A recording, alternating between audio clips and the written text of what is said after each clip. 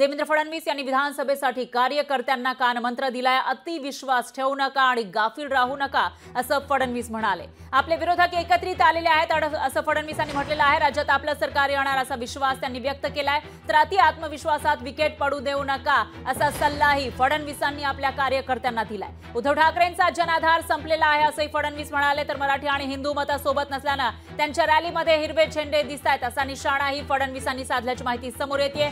देवेंद्र फडणवीस भाजपचे एक मोठे नेते आणि आता विधानसभेची संपूर्ण जबाबदारी त्यांच्यावर देण्यात आली आहे। भाजपची राज्यातली महायुतीमध्ये एकीकडे जागा वाटपाच्या चर्चा सुरू आहे तर दुसरीकडे सरकारकडून निर्णयांचा धडाका पाहायला मिळतो आणि अशामध्येच लोकसभेचा जो निकाल लागलेला आहे त्याच्यामध्ये भाजपला मोठा फटका राज्यामध्ये बसल्याचं पाहायला मिळालं होतं। त्या पार्श्वभूमीवर विधानसभेसाठी जोरदार तयारी भाजपकडून सुरू आहे आणि यामध्येच आता फडणवीसांनी आपल्या कार्यकर्त्यांना कानमंत्र दिल्याची माहिती आहे।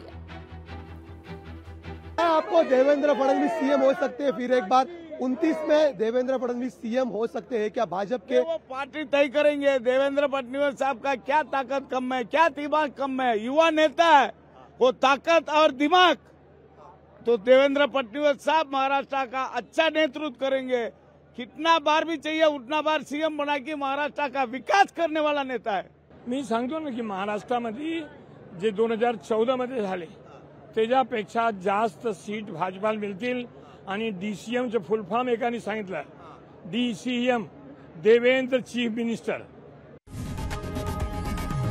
लोकशाही मराठी ऐका, पहा, जागरूक रहा।